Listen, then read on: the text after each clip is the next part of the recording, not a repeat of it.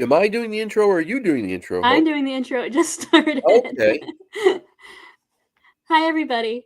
I am Hope Rising, or my real name is Danielle, and this is Kyle from Encrypted Connections. And tonight you have a treat, maybe. Kyle is going to interview me. So you are going to learn all about me and my life, or whatever questions Kyle has conjured up. Mm, I'm kind of scared. quite a few. Some people might already know which direction I might be heading later Yeah, on if they had paid probably. attention to the Discord or the post that I put up on my Hmm. YouTube channel. But yeah, no, I have a few questions. Is there anything else you'd like to get out of the way first since it's your channel? I don't think so. Thank you for interviewing me. Oh, well, thank you for asking me. I'm honored.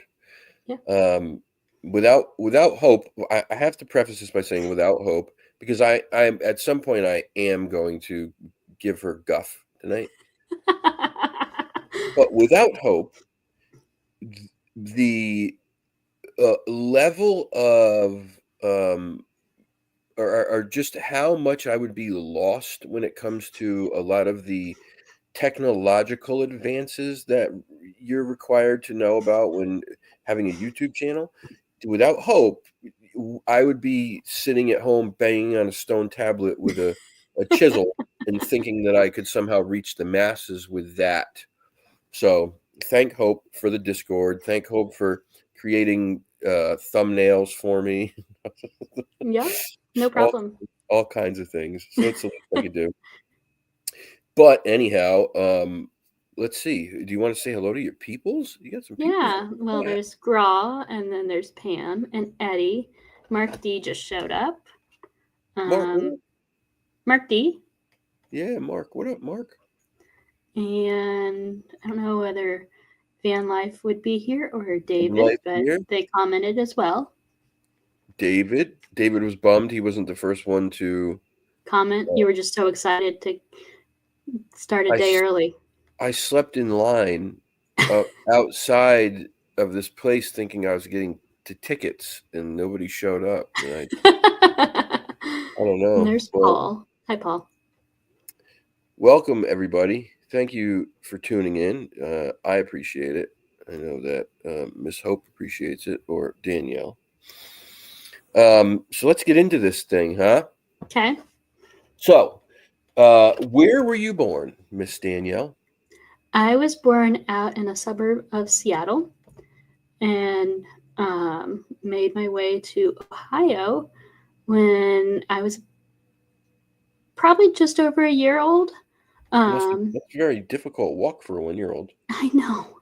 Well, so that's funny that you say that because um, my parents noticed that something was wrong with me, at an early age, because I wasn't walking right and wasn't hitting those milestones that toddlers would hit. So they took me to doctors out in Seattle, and they thought that I had a dime-sized hole in my brain. Um, and then they brought me to Children's in Columbus, Ohio, and that's when they figured out that I had cerebral palsy. So they moved back to Ohio to be close to doctors that actually knew what was going on. So my mom took my sister, who's 15 months older than me, and me um, on a plane ride, just her.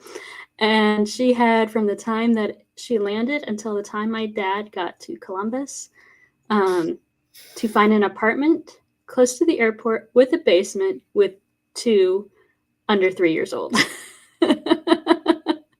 Wow. Yeah. So that started out pretty rocky. Yeah. So we moved back to, Ohio and Columbus, and then eventually up to the Mansfield area where the reformatory is, where that Shawshank Redemption was filmed at. Oh, yeah, bucket list. Um, so okay, so 1-year-old you were diagnosed with Yep. CP, and so at that young age, is there any kind of like treatment that they start with you, or How do they go about dealing with that? Yeah, so it's therapy. It's physical and occupational therapy. I had till I was like, well, I started right around, 1.5, 2 years old, and had physical and occupational therapy throughout my life. When I was in school, it was every week I would have physical and occupational therapy during school, but had that till I was 18 years old. Did equestrian therapy, Oh. um, did a whole bunch of different things.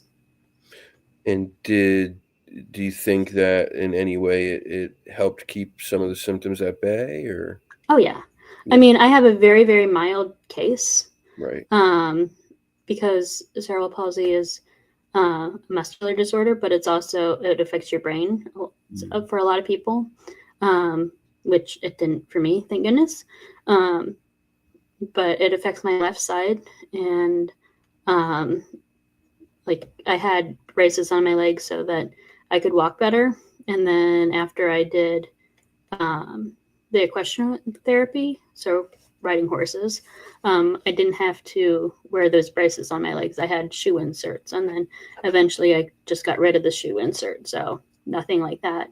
I had splints to open up my hand because basically my left hand can have a mind of its own, and I Mm. could have muscle like spasms at Gotcha. any time.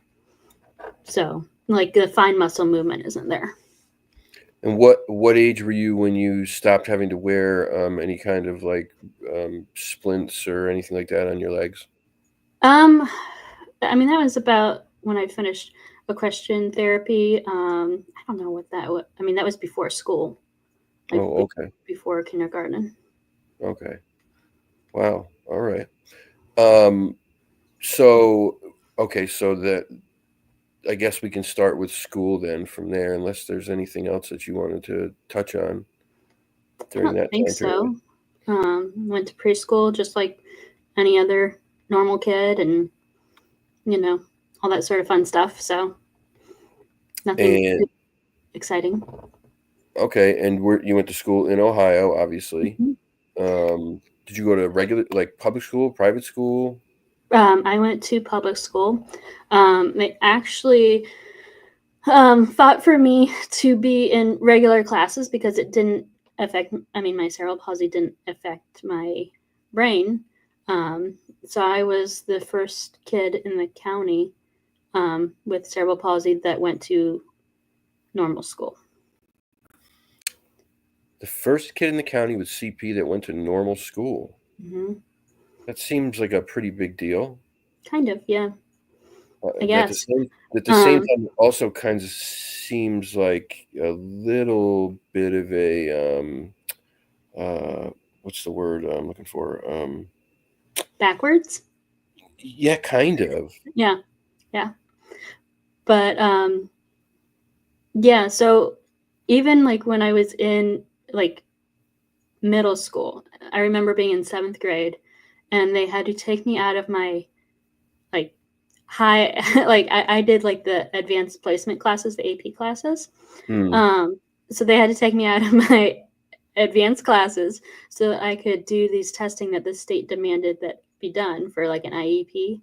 Um, and so I was in there like all day one day. I think it was all day. Um, but it was identifying shapes and numbers, and I'm like, well, okay, if I get out of class for this. W Oh, wow. To see, to me, though, like, something's wrong there with the educational, uh, department if you like, you're obviously showing that it's not affecting you, um, or your brain if you're in AP classes, Hmm. right? The fact that you were the first person to go to normal school with CP, uh, that's kind of a form of, um, help me, what's the word? Um, oh my I don't god, know it's what on you're the thinking of. tip of my tongue. Like, not segregation, but kind of, um, when you when you pick people out based on things, you treat them differently. Um, Not Oh. racism. What's the term? Help me out here. I don't know what you're thinking. Oh my gosh, somebody help me here. But you know what I mean? Like it seems very like Stone Age to me that Yeah, this would happen. And that and I get it, like this this is going back into, what, 20 years ago hmm or yeah, so. We're not gonna more I than won't 20 years. divulge too much. Um, yeah, segregation, is the word that came to my mind too. It to me, it seems just really like Stone Age way of thinking that, like, you know, you don't go to regular school if you have this thing, Right. but why do people think that way, and how did that affect you at all, if at all? Was that like, were you cognizant of that? No, not really. I mean, I didn't know that until I was like after college or maybe going to college. I didn't know that any of that. Hmm. Um, I mean, I was in a calendar though, for Easter seals when I was like 2, but Oh, it's I don't obviously remember that either. But want to hear a full circle moment? were you in a calendar for Easter seals too? No, no, no, I was not in a calendar for Easter seals, but I worked for Easter seals. Oh, I did, yes. Um, Matter of fact, my client that I had for the majority of my time at that job, suffered from CP, okay, a very severe case of it, sadly, right. but, yeah, he suffered from CP. But anyway, we'll get back to you. Um, so, okay, so you weren't it didn't bother you, well, that's good, I guess. What was high school like for you, besides those things? So I went to a very, very small school. Mm, We how had small? it combined 2 villages to make the school. Um, Villages. mhm, yeah. Is Um, it Plymouth Plantation? there was a cow farm on one side of the school and a sheep farm in the other. We had drive your tractor to school day. There was a time where people like rode hay bales, like like a like they would have like the hay bale farm rides. Um, they would they took that to prom one year, that sort of thing. There was 135 in my graduating class, and most of us knew us all from kindergarten. Wow, that is small. Yeah. Holy cow, and so so like you said, you knew most of these people since kindergarten, and so, hmm um, was it so then I'm guessing that you had a pretty tight-knit group for the most part? Was this No, no? No. No. no, I hated. I mean, people who I thought were my friends were not Mm. my friends. I have no friends from high school. This is something that I think a lot of us figure out as time goes on, hmm right? Sadly. And I think, like, in high school, you are in a state of mind where it's like you're growing up, you're dealing with all of the pressures of school, and for a lot of people, it's like, what happens after this? Do I have to get into college and blah blah blah? But at the same time, it's your teenage years, so you want to have fun, and Right. you know, and you want to have as many friends as possible. That's hmm kind of just the way it is. Um, but as you get older, you start to realize, like, most of these weren't real friendships, you Right. know. I am probably in contact with, um, oh gosh, maybe two or three people, like, like, that are still my friends hmm from that time period. Oh no, I Um, see people from my high school because there is an event that we go back for every single year, and I purposely avoid them. It's yeah, like, oh nope, I see those people. Okay, we're gonna go the other way. I get it. Yeah, I get it. Okay, so you didn't like high school. No, And, was there any significant, like, milestones or things happened during that time period of your life, those 4 years? not really. I mean, I was a nerd. Again, I was in all the advanced placement classes and um, like doing AP Spanish, AP um, English, AP chemistry, all those sort of classes. So kind of nerdy. Well, that's alright, nothing wrong with that. I mean, there's I didn't I was in an AP classes, but like, deep down inside, um, I think in other ways I was a nerd, you Yeah, know? And I sometimes it takes you a while to be comfortable enough in yourself to accept those things, right? right, Like, high school's difficult. I don't care who you are. It's just not easy. Um, I think even for the people who put on a facade that it is, it's usually not. right. Um, and uh, you know, I treated high school as a social experiment more than anything, because I had problems with my learning and stuff. But point is that um, the the things you learn from there still shape you in so many ways growing up and Right. later on. And so you were a quote unquote nerd who was in these, uh, great AP classes and stuff. And because of that, you ended up going on to college. I did. Well, okay, I will mention that so the summer between my junior and senior year, I went down to Washington D.C. Oh, For a forgot about national that. leadership conference, which was like 2 weeks. It was at the American University, and got to like hear talks from um, ambassadors and all that sort of stuff. I met with Congresswoman Marcy Kaptur, who is still in the Congress. She's a Democratic senator, congresswoman from the Toledo area. Um, and I was also able to lay a wreath at the tomb of the unknown soldier in Arlington National Cemetery that during that conference. That's very cool. Yeah, The Tomb of the Unknown Soldier. Oh, very interesting. Then now they have a 24-hour guard there, right? Is that or no, yeah, not 24. Is it 24 hours? mm-hmm. And they Yeah, rotate off, right? right. So we went in. I was one of 4 students chosen, and we went in the guardhouse, spoke to the one of the watch soldiers, and they told us what was going to happen, and we got to lay the wreath, and then So neat. we I wanted to see the Eternal Flame where JFK was buried. Yeah. So we got lost in Arlington National Cemetery, um, and then I got hurt.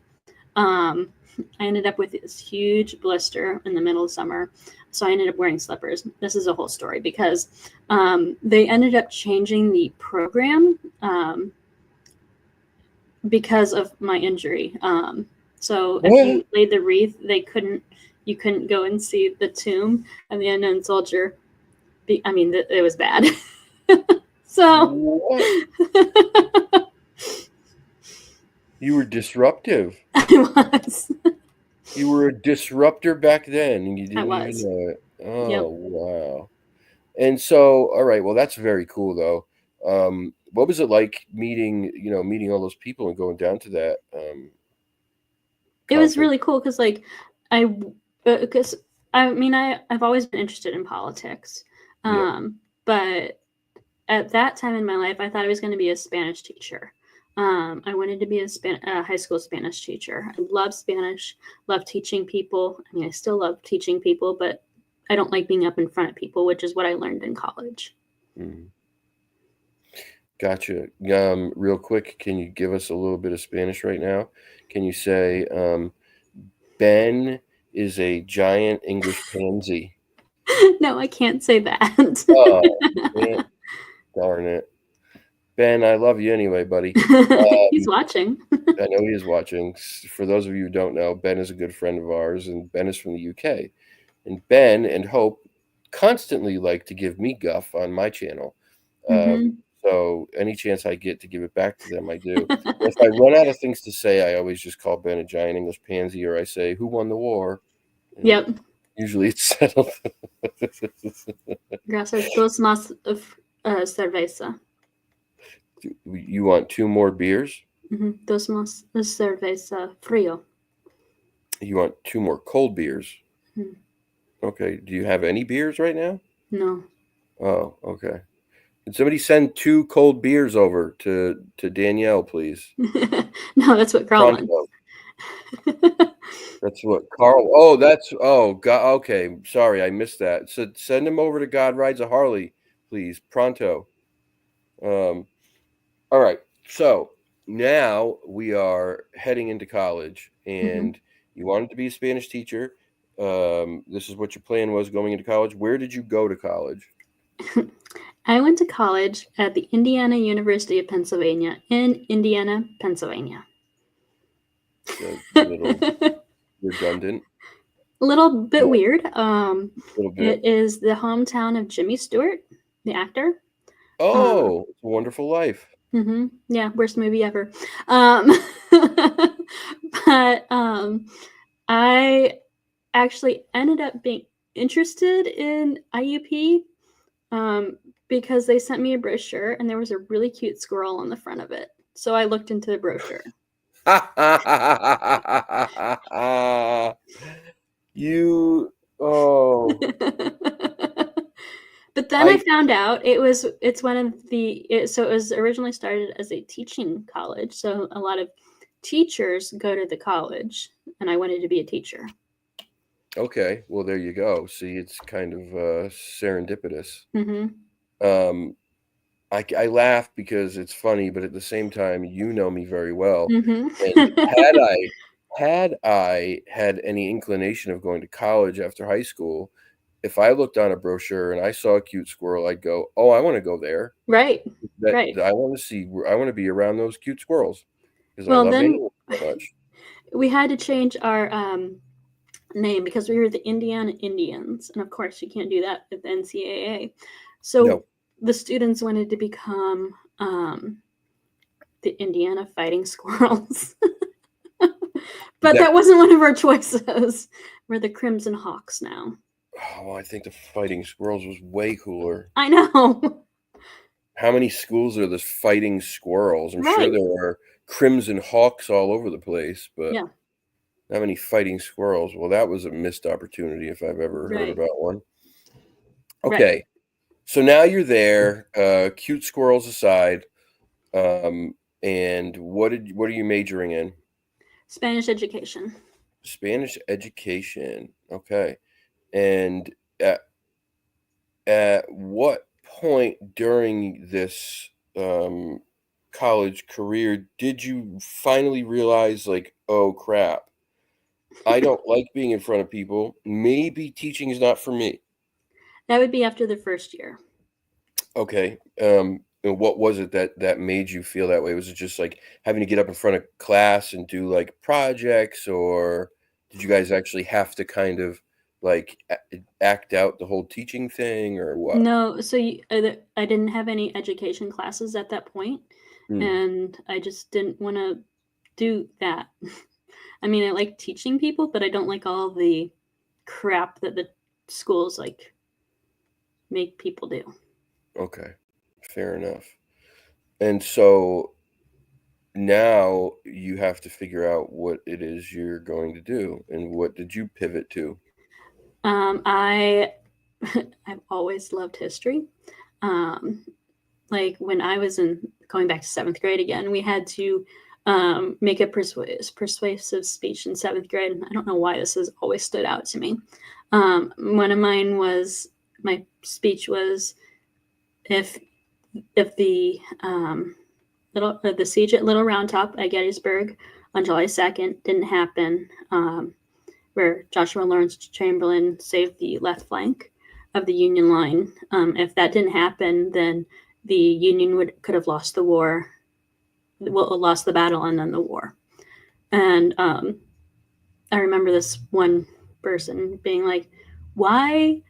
Like, I don't get it." And so like the teacher had to explain it to this person, and then like her speech was on Tupac, and I was like, "Who is this person? I've never heard of Tupac." Yeah, good. I did speak on Tupac my senior year. But yeah, I've always loved history. So I got a history degree, but then I also added on political science. So I have a dual degree. I have 2 degrees. So it's not just a double major, it's 2 degrees. And then a triple minor. A triple minor. hmm So I have degrees in history and political science, minors in English, Pan African studies, and Latin American studies. Oh, I'm sure that there are a lot of jobs in Pan-African studies. Well, okay, so Pan African studies is the study of the diaspora of African peoples to the Americas. Basically, it picks up where slavery is. And so, like, most people think that a lot of people of slaves from Africa went to the United States. But in fact, most of the slaves that came over went to Brazil. Only about 300,000 slaves came to the United States. Oh, okay. Well, that's interesting.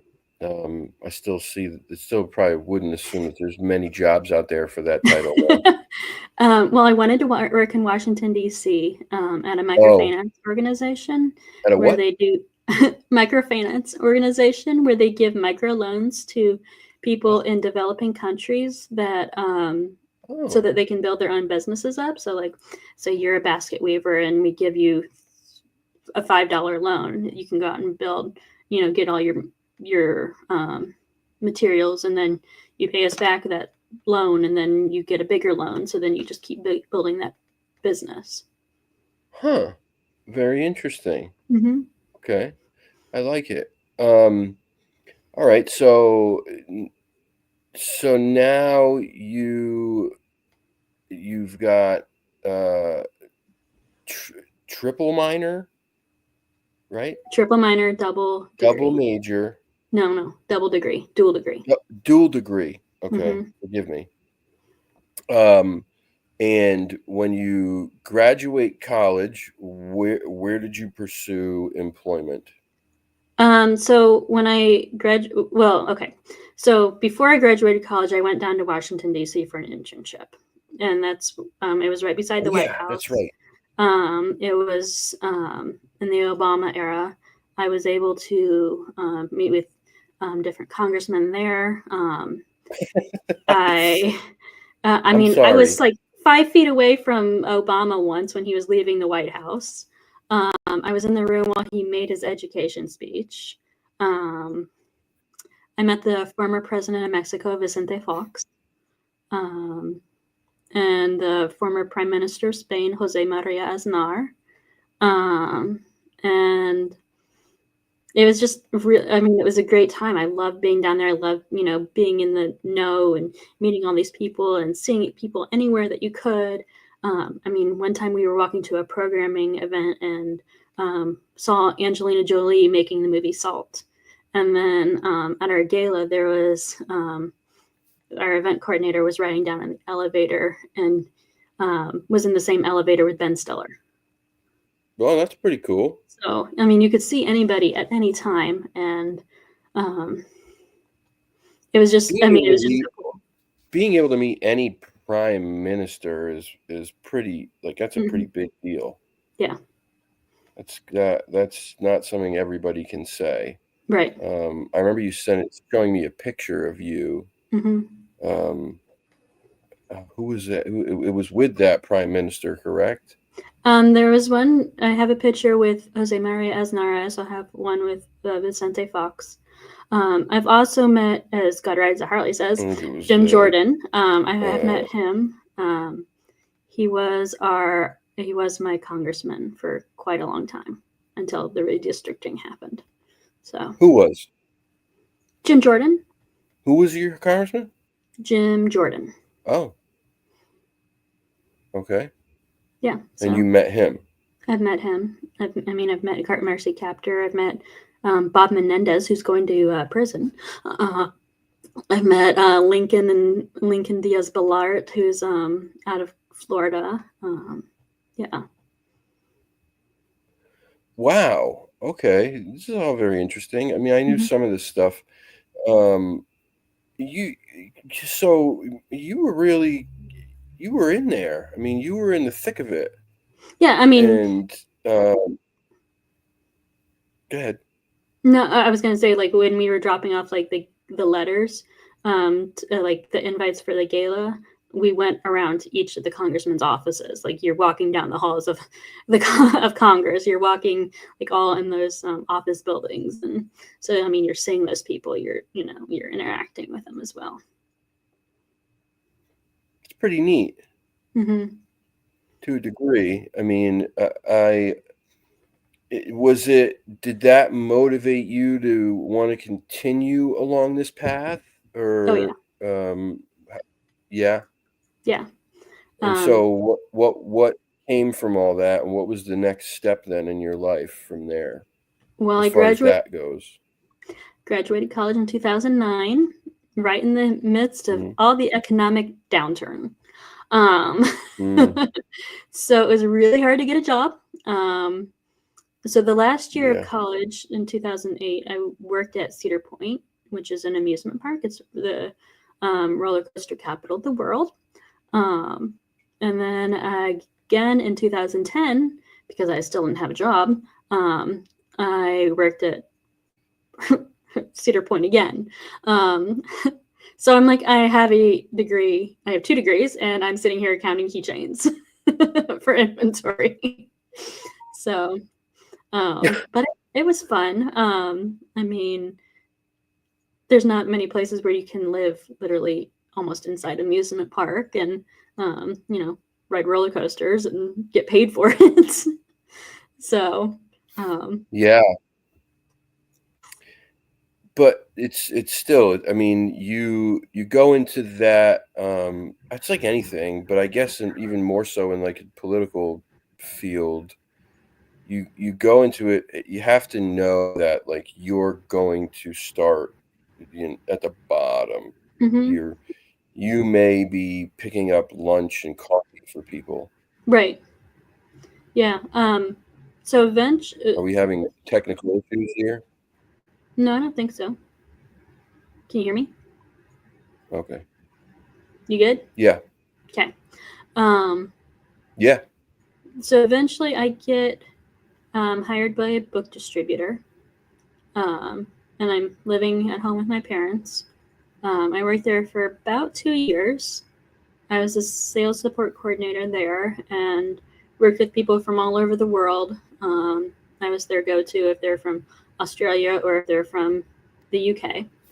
Um, and then from there, I got hired in Washington, D.C. at a microfinance organization, just what I wanted to do, and moved down to Washington, D.C. in a snowstorm with the flu. It was very entertaining. Um, and then 6 weeks later, I was fired. So it wasn't what I envisioned. I knew it wasn't a good fit, and they knew it wasn't a good fit. And I mean, I knew it was coming. And um, then a month after I was fired, I made my way back to or made my way back to Ohio. I worked at a greenhouse for the summer, and What then kind of greenhouse? it was a regular greenhouse in the Oh, coldest part of Ohio. Um, and then I um, so I worked at there. I worked at where else did I work? I worked at Life Touch Photography, which was they do the school photos and the church photos, all that sort of stuff. So I was pulling photography. Um, I worked at Toys R Us. Yes, I was a Toys R Us employee, you were a and Toys R Us then kid. didn't want to grow up. Um, and then I got hired at a church down in Columbus. and then I moved down to Columbus. Okay. I feel like we're moving along here quickly. Um, so you get hired by the church Mhm. in Columbus. Um, you're done with your political aspirations um, Well, Washington D.C. at least. with Washington D.C. Did now? Let me ask you a question. During your time down there, did you was there anything about it that made you go, "Oh boy, I don't know I should be if I really want to be doing this," because you hear so much about like the dirty side of politics. And I'm sure if you were in DC, you were really like you were at the heart of it all. So did you see any of that? Did any of that have any kind of did it push you in a different direction? So I didn't work in politics. I worked in microfinance. I was the executive assistant to the CEO of this company. Um, and then, but it wasn't what I was thinking, like how the microfinances would work. Um, so I mean, it was just all business and finance, and I don't have any experience in either of those. Mm, Um, so that didn't work out, and it. I mean, so I was jaded in the point of like I wanted to be helping people, and I like helping people, and that's not what I was doing. And I really didn't like how um, they had to schedule time to be with their families. Like you had to pencil in, like football lesson, whatever football, or right, they have this dance recital, all that sort of stuff. right. Gotcha. Um, Microfinance, is that like something where you can only be is it like the rides at the amusement park to work in microfinance? You have to be micro small. No, no, not like Oh, that. But there was, speaking of Cedar Point and those ride sticks, the tallest ride stick at Cedar Point, if anybody is wondering, is at the Raptor, which is a very famous roller coaster there. And I was like 3 inches taller than the height stick, and the the the ride workers would look at me as I passed by. First of all, I'm shocked that you were taller than the right stick at all. Well, that's nice though. At least you got to ride some. That's I good. got to ride all of them. I was Oh, that's good. taller than all the ride sticks. That is good. I'm glad. I'm happy for you. Um, Even Eddie says microfinance for a short person. Yeah. Eddie's not much taller than me. And now the lying starts. um, so I was laughing earlier because I don't remember who it was, if it was Eddie or Van Life or one of them said, I need a micro loan for a 12 pack. Also, uh, a fun fact, like we used to develop, I worked at a camera place where they would develop film. yeah, Well, this was a long time ago. it was about 20 years ago. Yeah, Um, I am the size of a 36 roll. you you what? So when you develop the film comes out and you Yeah, hang it, so then they are able to, unroll develop it the all. film.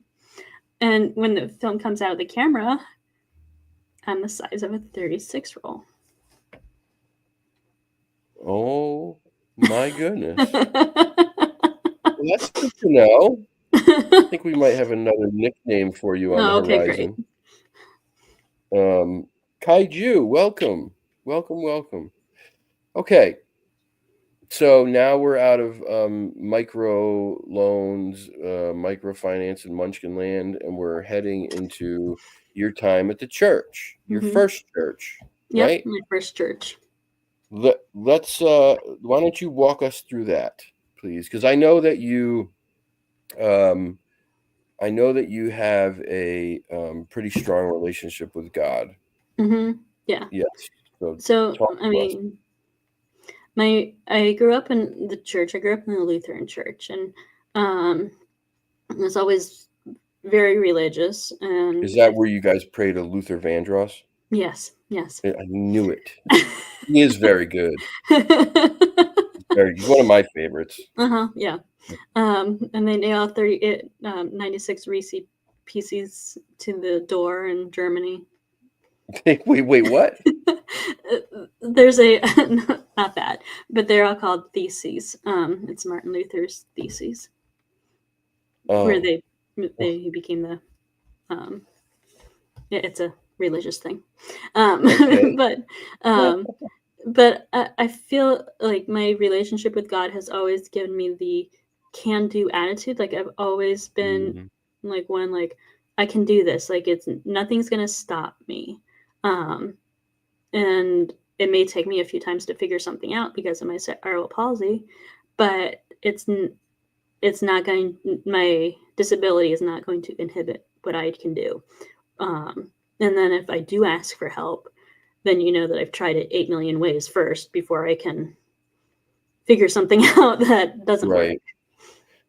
And uh, you know, I we've been friends now for a few years, and Hmm. um, I watch you with, some of the things that might be difficult for you, but I watch you navigate them in a way like where you don't ever it doesn't get you down. You don't like I don't see you frustrated. Matter of fact, I see you kind of joke about it.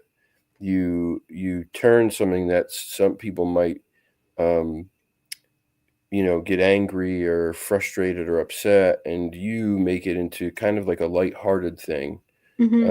Yeah. And it's that attitude that that number one, I think is why why we became such good friends, because it's kind of an infectious attitude. Hmm. Um, you're very rarely upset.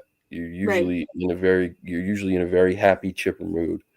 So it's hard not to like you and be your friend. But it's those things, watching you navigate the stuff that's a little bit more difficult, um, that it's like, you know, I just kind of sit back sometimes and like, wow, like sometimes I wish I had that same attitude in the face of adversity, because it's easy Hmm. for people, including myself, just to get angry and frustrated at things when they're not going the way that they normally would go, right? Right. But you find a way, you make things work, and I don't know. I have to give you your flowers. Well, I always feel like like I'm blessed because of something like my power went out, I believe it was last week, and it was um, -degrees outside, and I'm in a nice warm apartment. I mean, yes, my power is out and the temperature's dropping, but I'm not outside. I'm not a line Yeah, worker having to work on those sort of things. I'm not out in the elements. Like I'm safe. I'm warm. Like it could be worse. I'm not living on the streets. I'm not homeless. it's you. Well, you have a high level of gratitude. Right. Um, and I've talked about that a lot in my life, that if you can hold on to things to be grateful for, truly grateful, um, it's going to be hard to keep you miserable for long, Hmm. right? Because you'll always go back to, all right, well, just that way of thinking. Like, I remember when I was homeless. I'm not homeless now. I'm Hmm. in a safe, warm place. I have food in my belly, and things could be a lot worse. And Right. that is the attitude that I watch you have all the time, and it's awesome. Yeah. Yeah. I mean, that's how I've always looked at things. Like I'm going to achieve this goal, whether it takes me a little bit longer than somebody else, or like going down to DC was my goal, and then I did it. And I'm glad that I went, even though I was fired and I lost the job. But I did it, and I learned that that wasn't for me. It took me longer to tie my shoes than other people, but I bet you can't do it with one hand. Right, You know, it took me longer to ride a bike without, you know, training wheels, but I did it. right, right. Yeah. Uh, um, I do get amazed at some of the things, like, and I forget. That's the thing, is that you navigate it all so effortlessly sometimes, or with that attitude, that I forget a lot. Hmm. We'll have conversations, and you'll say something that will be hinting towards the fact that, like, you have to do something, and it's gonna be a pain in the butt or something. And I'll go, like, and I'll, just me breaking balls, I'll go, "Stop your whining," and you'll remind me that, "Well, you have 2 hands to do that, Kyle," and then I'm like, "Oh, shoot, I forgot." But it's because you don't number 1, you're not, there's no "woe is me," Hmm. ever, and, it's the attitude that you carry that makes you make people, like, forget, or people who don't know you, would never know, like, Right, that that you have any of those things that do or can, um, hinder and make your life a little bit more difficult, right. um, but And yeah. it's either people notice it right away, like, you know, if we're in the same room, where they don't notice it at all, and it won't be till something comes up that they're like, "Well, why aren't you using your other hand?" Or when I was at that leadership conference, they did a ropes course, and I tried to do all the things. I'm like, "I can't do this," and they're like, "What do you mean you can't do it?" I'm like, "Well, I have cerebral palsy," so and they're like, Mm, "Oh, okay." yeah, yeah, But I don't let no, something stop me unless like I physically can't do it because it's a two-handed operation or something like that. right, um, well, alright, so let's get back to the church thing. Okay. Okay. So you got this job now at your first church, and, Mhm. what are you doing there? I am the office manager there. I was there for almost 10 years, um, and I absolutely love the people. I mean, one thing that everybody knows is that I love talking to people. I Mm, love learning their stories. I love learning their backgrounds. And I got to do that at the church, and I got to learn about people and, see their families grow over 10 years. Um, And I was the first person that people saw when they came in. I did all the bulletin and regular stuff that you do at a church, like wedding stuff and funeral stuff. And then got to develop certain things like um, and making it up my own, like certain processes and things like that. The most interesting thing that happened there was in 2016 or 17, we would help people if they came in with, rent or food assistance, that sort of thing. And there was this guy who came in, and he said, he needed help. He had been kicked out of his house, and he was in high school. None of that was true. I learned later. But what he does is he comes into churches, he asks for assistance, and then he somehow props a door open. He'll come back later, and he will break into the church. So it was like 3 days after I had met this guy that the church was broken into. They broke all down all the door, or like kicked in doors. Some of them were even unlocked, but he just felt like kicking them. He had all night because he came in during meetings, and then he hid in the basement, peed in the basement because oh, that's normal. Peed in a trash can in the basement. And then he broke in the church, and like he stole money out of my desk drawer. He stole Oreos out of somebody's um, desk. He was going to take a laptop, like he had emptied out the senior pastor's toolbox and was going to take the laptop, left that, took an Xbox instead. Um, so then it was 2020. I mean, I had identified this guy. We knew who he was. So then 2019, the end of 2019, guy comes back. he's dressed like he's Arab, and he's asking for assistance. He's asking for money. And I'm like, this guy's the same thing. And by that time, we had security cameras.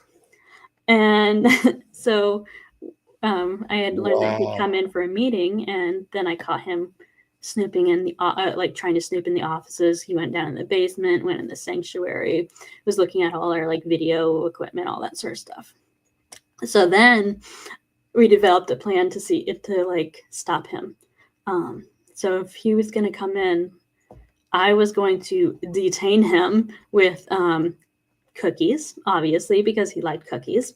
That would And detain like, me. right. And then I was just going to talk to him, like he wanted assistance. So I was just going to like ask him a story and get all that information. Well, my volunteer called the police and got him trespassed because he has to be on the property for them to be trespassed. So it was a very long 20 minutes of talking to him and getting, water for him and then drinks. And I'm just stalling and being as slow as possible. And, I gave him like the first chair in the conference room so that if he wanted to escape, like I wasn't in his way. But the police came Wow. and trespassed him. And he's like, oh no, like this isn't real. Like you're lying. And I'm like, we have video of you. Wow, the nerve of some people, the fact that he came back and dressed as an Arab, like, uh, this Mm-hmm. is this is the world we live in, I guess. Yeah. Um, Yeah. So that so was right before, everything shut down. But it was so satisfying. wow. Okay. Well, that's very interesting. So then that was before you say that's right before what, COVID? That was right before COVID. And that happened in January of 2020.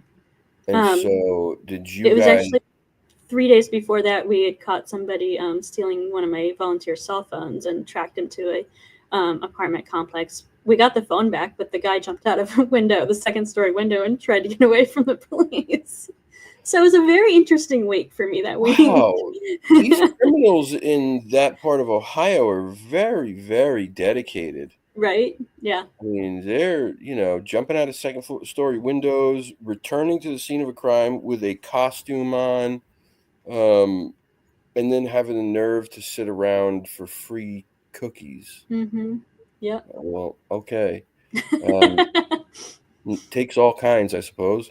Right. Um, all right. So then COVID hits and everything shuts down. Are you Mm-hmm. is the church is the church shut down? Oh yeah, everything shut down. I was Everything working shut from down. home and had my coworker, the cat, help me. Pixel. Yeah, but everything shut down, and then you know, I would go in and collect mail like once a week, and it was just, you know, very isolationist and terrible, and yeah. Harley. Most churches have ushers. Hope's church has bouncers. No, that's actually Ross Church. There's bouncers in his church. No, there's not. Is there? Yeah, he's a former biker. There's bouncers in your church, Yeah, Gra? they don't call them ushers. This is a lie. It's true. This is not real. Yep. That's graw for you. Wow. Okay. Well, that's amazing. Um, all right. So shut down. You're working from home. Um, what was COVID like for you? If it was a lie. Um, but um, I mean, it was nice, being home and not doing anything else that, you know, you didn't really have to work that much from working from home. I Yeah. wasn't doing bulletins because there wasn't any services, so it's not like I could do much. Right. Um, but it was just a very sad time for the church, and then people are very slow coming back to the churches. Like they're still coming back to church after COVID. Like numbers are still down in churches across the United States. Um, and then that year, my grandma died in November. And ironically, I got COVID then. So, like You did? I was diagnosed with it the day that she died. So I couldn't go to And her funeral. oh god, I'm so Well, sorry. okay, I did go to her funeral. I stood away from everybody with double mask on outside. Made everybody feel so much better. Yeah. And how, did you get very sick, or was it like It was like the flu. It was a yeah. bizarre thing because it was like the flu, and the weirdest thing is losing your smell and taste. Yeah, I cannot empathize because I have not had it. Um, That was the first time I had it. I had it a second time. yeah, as most people have. Knock on wood, I have not had it yet. Um, I don't plan on getting it. So there's that. But you know, yeah, well, I'm not going to talk about that because that's what got my channel red flagged, so we won't Right. get into that too much. But so you had it twice, and then so what happened when everything started opening back up? Did you go back to your job? Was your job Oh still yeah. there? So I was at the church until last spring, so spring of 2024. Um, so I went back to the church and everything was hunky dory. And um, then my senior pastor ended up retiring and got a new pastor. And um, then I got a new associate pastor. And then the associate pastor and I didn't really get along all that well, which I think Hmm. led to me being This is the my job being restructured is how it was put. yeah, this is the one that I don't like. Yeah. So my job was restructured into part time and with Sunday duties, which wasn't ever a part of my job description before. That's And then so I was let go. Then it was so during that time that I was informed of that, my grandpa ended up falling in a Panera Bread oh and no. broke his hip and never came out of the hospital. It was a whole 6 week ordeal. He ended up dying last leap day.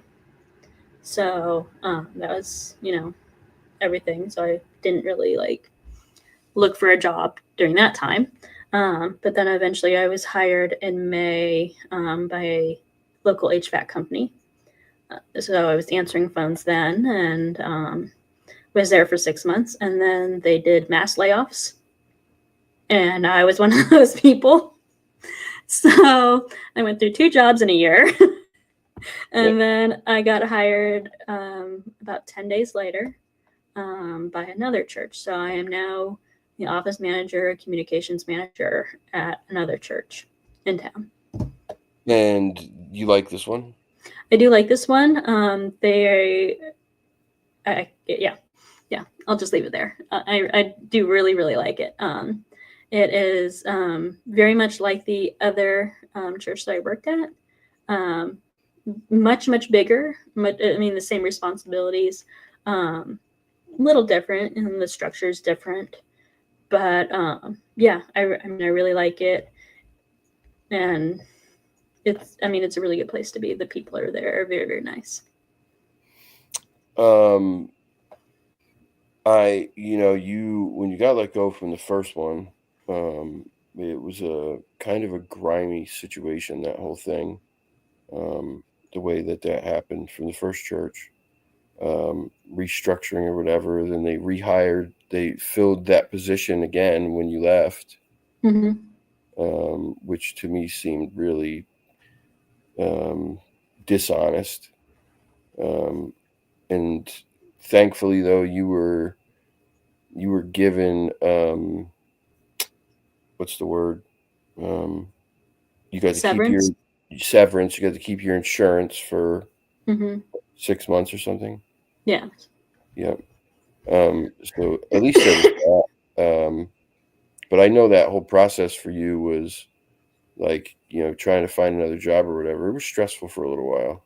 Yeah, I mean it is because like your insurance is running out. You don't want to go on Cobra because that's like exponentially so much more, Yeah. and it's like you need to find a job at this, by this time, and And it's yeah, and Cobra is exponentially much more. It's ridiculous that it's kind of even an option because it just feels like a slap in the face. Mhm. Um, but yeah, the just like I just was thinking about like that process and being your friend going when you were going through that and Mhm. how that's difficult. How it was difficult for you and how anything like that could be difficult for anybody. It's just not a fun place to be when you're in limbo. You've got bills to pay, you've got Right, rent, you've got food, you've got electricity, you've got a cat to feed, you've got, whatever medicines you need, whatever it is. right. Um, and it can be a scary thing. But of course, just like everything else, you navigated that with poise and grace and came out the other side, smelling like roses. Yep. Um, it's just a testament to who you are, I think. Um, and then now that brings us Mhm. to this moment where we are. Well, we can fill in some blanks, I guess. Um, you you've been a part of people's chats and different channels for a Mhm. while. Um, I met you through was it David's channel? It was David's channel. Yeah, it was David's channel.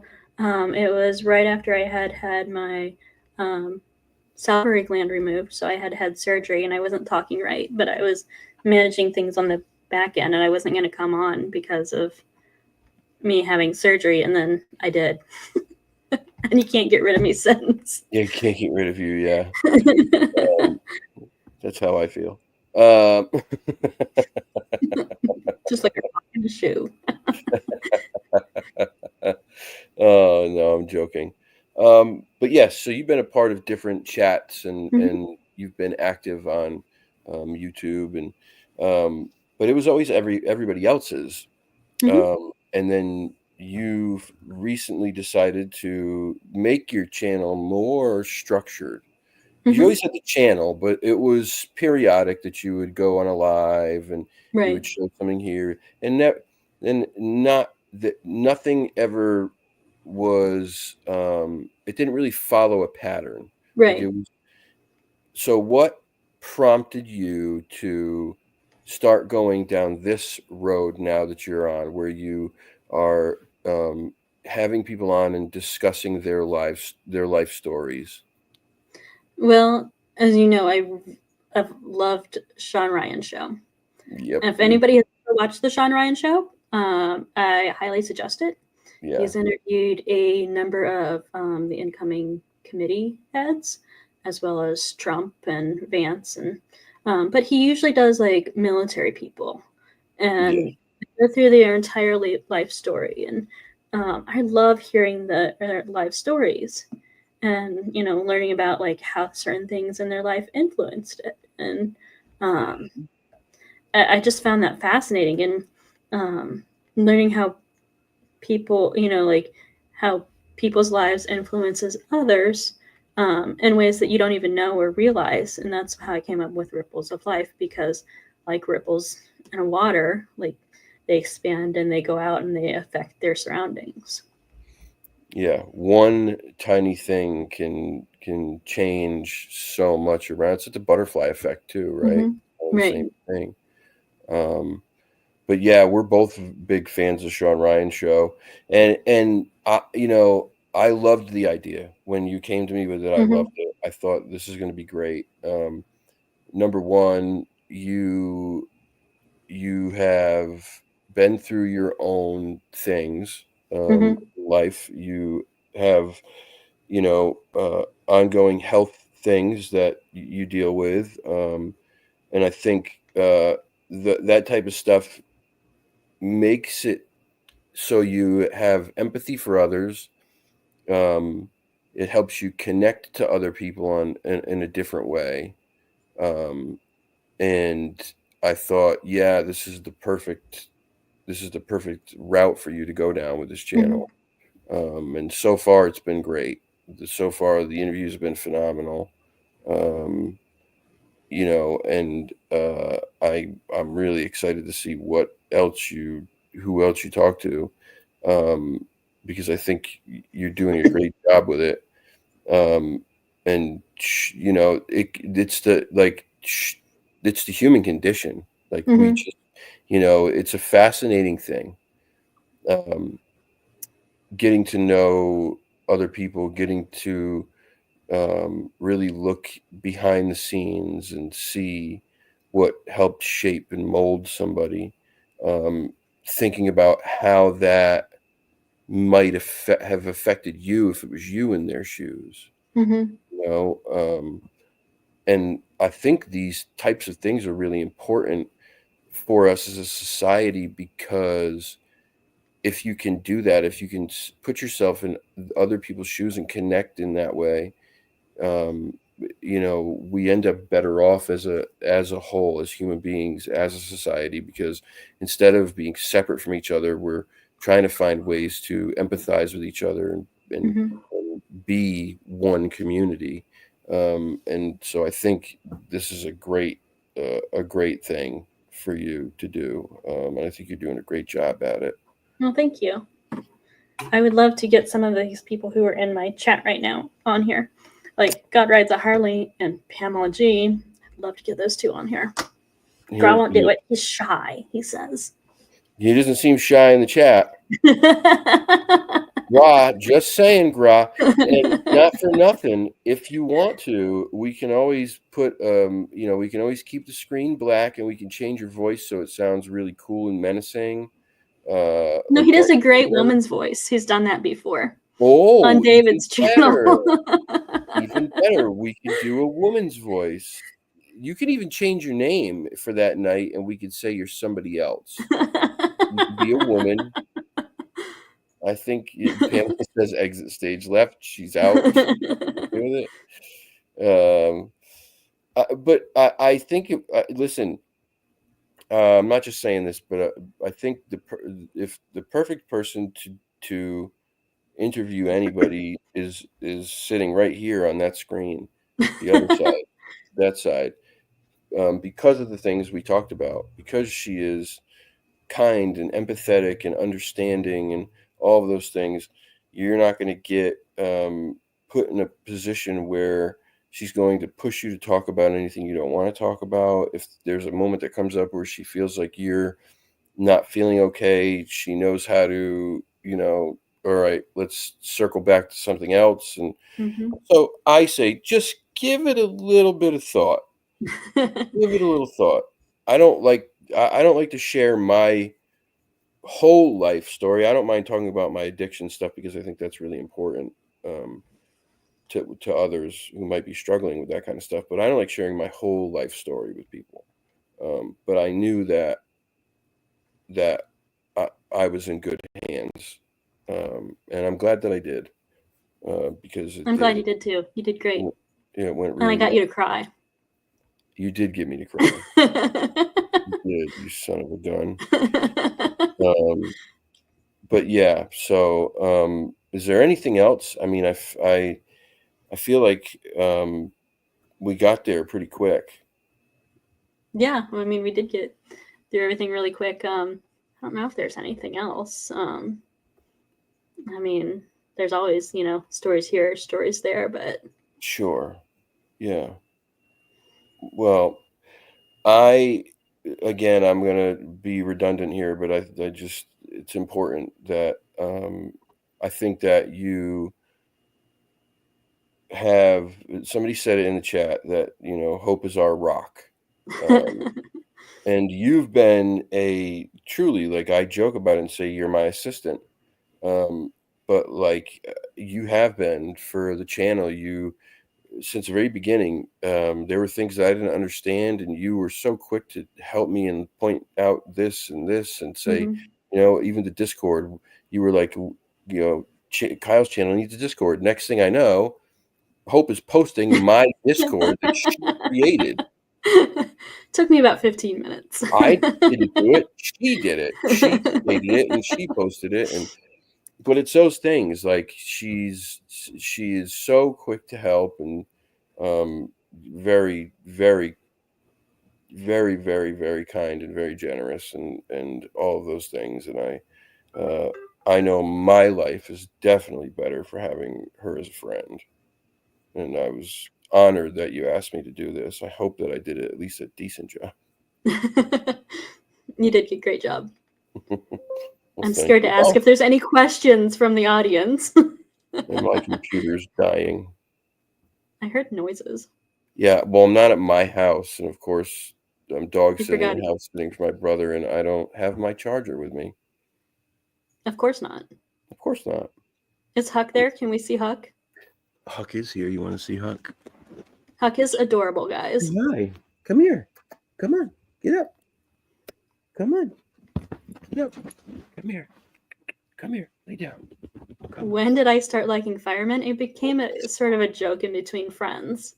Huck is so stinking cute. It started as a joke between friends, and it's just grown and grown. We have a small friend group, and we were joking that we were going to take one of our friends to the fire department so she can meet some firemen on her birthday, and then we actually did it for her, and she was very embarrassed, but she got a fireman hat, and we talked to some firemen, and then it just became this thing with us. I am house and dog sitting. My brother's a fireman. Nice. I didn't know that. Yeah, but he's not nearly as handsome as I am. Just kidding. Oh, he's such a good boy. This is how he'll be when we go to sleep. If I don't allow him on me all night, he'll get all Aw. and then he'll paw at me until I allow him underneath my arm. He has Right. to be like underneath my arm. I love him. He's a good boy. Are there any other questions? Any questions, guys? Going once, going twice. Thank you, guys. Thank you. It's all hope, though. Van Life's dog Lola likes Huck. Lola likes Huck. Huck would probably like Lola. She's Huck I want to say like a cattle dog, sort of. Huck Lola loves is. any other dogs. He loves them. He's just such a sweet dog. Like, he's just such a big lover, goofball. He doesn't understand that he's giant. He doesn't get it. Right. Not Texas at all. Healer, that's right. Oh, what a cool dog. And then Eddie has a St. Bernard. Whoa, that's a big one. Yeah, he's quite large. His name is Donnie, or by his legal name is Donald J. Trump, the service dog. That's great. Yeah. He was actually on the witness stand in D.C. Oh, that's amazing. That's Yeah. amazing. Panda. He said, don't forget Panda. Oh, yeah, Panda as well. Panda, I don't know what kind of dog Panda is, but Panda is black and white. And then Pam has a black and white dog named Heidi, a small one. I don't remember what hers is. Pomeranian, maybe? You'll also see, I was dog sitting the other night for my other friend. You'll start seeing a lot more of her soon too, because I think I'm moving with them. And she has a cow-colored black and white Great Dane who is 6 months old and is the same size as Huck. Oh my gosh. Yeah. And he's a big boy. He's a golden doodle. Oh, wow. But that Dane is 6 months old and is the same size. Yep. Dang. Yeah. Mark has a Maltese named Teddy, and Panda is a Border Collie. Oh, we got all kinds of good dog lovers in here. Are there any cat people in here, for Christ's sakes? I mean, I have a cat, but I can't have a dog here. our family dog died on his birthday when he was 16. Oh, I'm sorry. But he was a great dog. We had him since he was 6 months old. If my computer goes dead, I apologize. I'm at like Yeah, no, I 3%. understand. Good boy. Good boy. Hmm. All right, I guess we're gonna wrap it up since we divulged into dog talk. Mhm. Well, thank you guys so much for tuning in. Thank you. Oh, rescues. Yes, thank you. Absolutely. Awesome. 3 rescue cats myself, 1 rescue dog, and then I also take care of the outdoor cats too. So, if you can get animals, you want animals, go rescue first. That's my motto, please. Yep. So many Rescue. out there that need homes. Yep. Even rescue fish or guinea pig or rabbit, Or, whatever. yep, rescue hope. Please rescue me. Rescue hope looking for a home.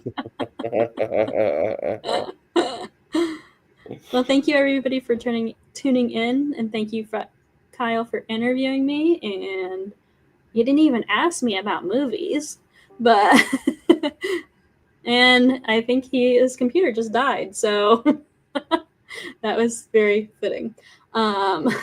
But good night, everybody, and thank you so much for coming and hanging out with us. And my fish are fine, Graw. Everybody have a good night. Thank you so much for coming.